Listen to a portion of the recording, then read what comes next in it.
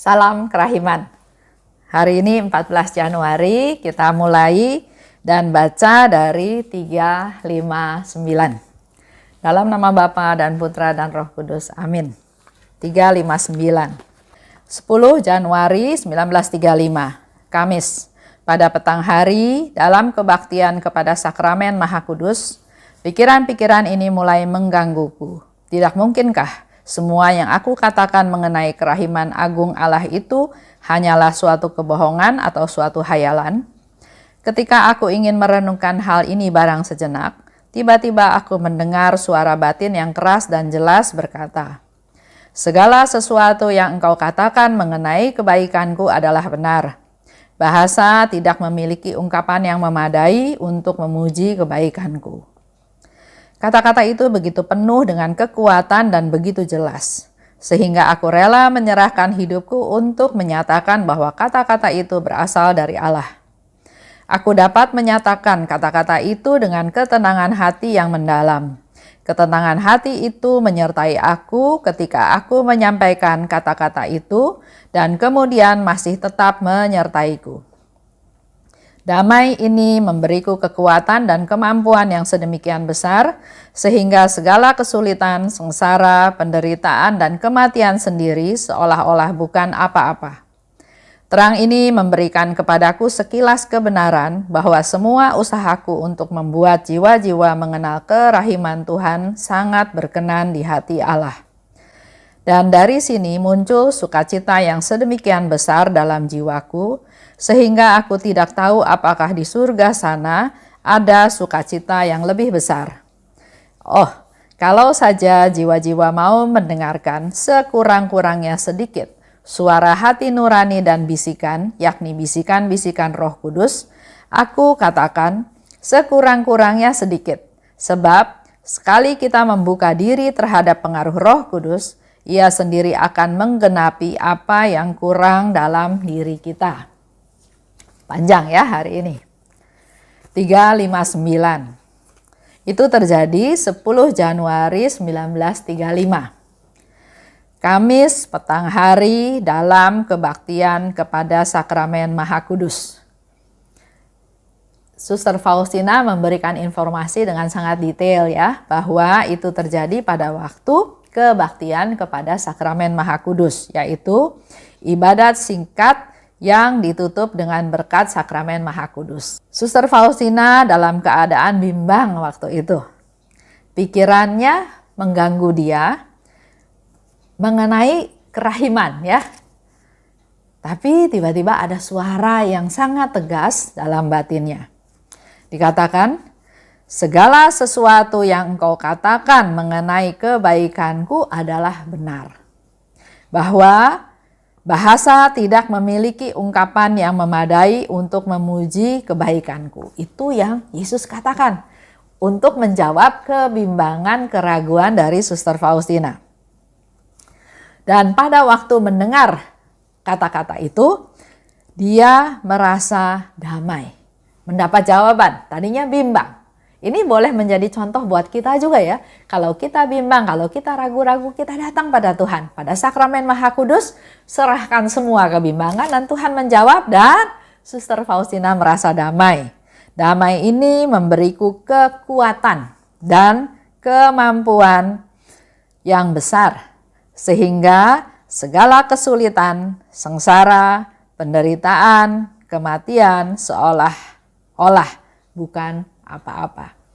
Jadi kebimbangan dilakukan oleh Suster Faustina datang ke Sakramen Maha Kudus, Yesus menjawab dan jawaban itu memberikan dia damai. Dia udah gak perlu takut lagi dengan adanya kesulitan, sengsara, penderitaan. Bahkan kematian juga udah gak menakutkan buat dia lagi. Contoh ya, Tuhan baik. Kita sering dengar orang bilang Tuhan baik. Tapi baik yang seperti apa? Pasti alasannya macam-macam ya. Tersuratnya baik, tapi tersiratnya pasti macam-macam dengan ungkapan Tuhan itu baik. Sehingga dikatakan di sini, nggak ada bahasa untuk bisa mengungkapkan hal yang memadai mengenai kebaikan Tuhan. Memang betul ya, Tuhan baik. Tapi apa yang tersirat sebetulnya lebih besar dari itu. Jadi dikatakan oleh Yesus sendiri, nggak ada bahasa yang bisa mengungkapkan arti yang sebenarnya daripada kebaikan Tuhan tersebut. Contoh kalau misalnya katakan Tuhan baik. Buat saya Tuhan baik karena Tuhan menjaga saya. Tuhan melindungi saya. Tuhan menegur saya. Tuhan mengabulkan doa saya. Tuhan menjaga saya sehingga terlepas atau terbebas dari kecelakaan. Jadi Tuhan baik itu macam-macam. Ada juga orang lain yang katakan Tuhan baik karena saya sembuh dari sakit. Tuhan baik karena bisnis saya gagal. Tapi justru kegagalan itulah yang menyebabkan saya selamat dari utang yang kalau dilanjutkan mungkin jadi membengkak. Jadi kebaikan Tuhan itu macam-macam ya, sehingga di sini memang Suster Faustina katakan dia susah mengungkapkan tentang kebaikan Tuhan. Terang ini memberi aku sekilas kebenaran bahwa semua usahaku untuk membuat jiwa-jiwa kenal Tuhan sangat berkenan di hati Allah. Suster Faustina ingin kita semua jiwa-jiwa kenal kebaikan Tuhan. Dia berusaha untuk supaya kita semua tahu tentang kebaikan Tuhan. Dan ini dikatakan oleh Suster Faustina sangat berkenan di hati Allah. Begitu pula dengan kita semua. Kalau kita punya keinginan untuk memperkenalkan kebaikan Tuhan, untuk memperkenalkan kerahiman Tuhan kepada jiwa-jiwa khususnya yang ada di sekitar kita, Suster Faustina katakan sangat berkenan di hati Allah. Maka timbul sukacita yang besar dalam hatiku. Pada waktu kita tahu usaha kita berkenan pada Allah, pasti kita merasakan sukacita, merasakan kegembiraan. Belum sampai ke hasil ya, tapi kalau usaha yang kita lakukan berkenan di hati Allah, maka Suster Faustina katakan timbul sukacita yang besar dalam hatiku. Lanjut dikatakan oleh Suster Faustina, kalau saja jiwa mau mendengarkan sekurang-kurangnya sedikit. Itu Suster Faustina mau ingatkan kita semua. Kalau saja Bapak, Ibu, saya dan kita semua mau mendengarkan suara hati nurani, sekurang-kurangnya sedikit aja ya. Dan bisikan-bisikan, yaitu bisikan Roh Kudus, aku katakan sekurang-kurangnya sedikit ya. Suster Faustina nggak bilang seluruh hari, sepanjang hari, the whole day. Enggak, sekurang-kurangnya sedikit. Sebab sekali kita membuka diri terhadap pengaruh Roh Kudus, maka Roh Kudus sendiri akan menggenapi apa yang kurang dalam diri kita. Ini harapan dari Suster Faustina untuk kita semua. Buka hati, dengarkan bisikan-bisikan Roh Kudus, apa yang ada dalam hati nurani, sekurang-kurangnya sedikit aja katanya ya. Karena pada saat kita mulai mendengarkan sedikit aja, sudah ada celah walaupun sedikit, tapi perlahan-perlahan akan menjadi semakin besar dan dikatakan maka Ia sendiri Roh Kudus akan menggenapi apa yang kurang dalam diri kita. Jadi diharapkan kita membuka diri. Ya, jangan menutup diri walaupun sedikit katanya ya, dikatakan. Itulah harapan Suster Faustina kepada kita semua, mendengarkan hati nurani dan bisikan-bisikan Roh Kudus supaya membiarkan Roh Kudus yang menggenapi apa yang kurang dalam diri kita. Itu aja untuk hari ini. Kita tutup ya dengan doa. Dalam nama Bapa dan Putra dan Roh Kudus. Amin. Allah Bapa yang Maha Baik, kami mau persembahkan kekhawatiran kami, kebimbangan kami yang ada dalam diri kami masing-masing. Dengan situasi yang ada seperti sekarang ini, banyak yang merasa bimbang dan merasa ragu. Tapi hari ini kami belajar dari Suster Faustina untuk menyerahkan keraguan tersebut datang pada Tuhan Yesus dan Tuhan menjawab. Sehingga damai sukacita memenuhi hatinya. Kami juga mau Tuhan agar damai sukacita-Mu mengalir dalam hati kami, dan kami juga mampukan untuk mendengar suara hati kami, untuk mendengar bisikan-bisikan Roh Kudus. Jadikan kami orang-orang yang rendah hati Tuhan, yang mengandalkan Engkau, yang mendengarkan Engkau. Biarlah melalui keterbukaan kami ini, Roh Kudus berkarya dalam diri kami dan memenuhi apa yang kurang dalam diri kami masing-masing.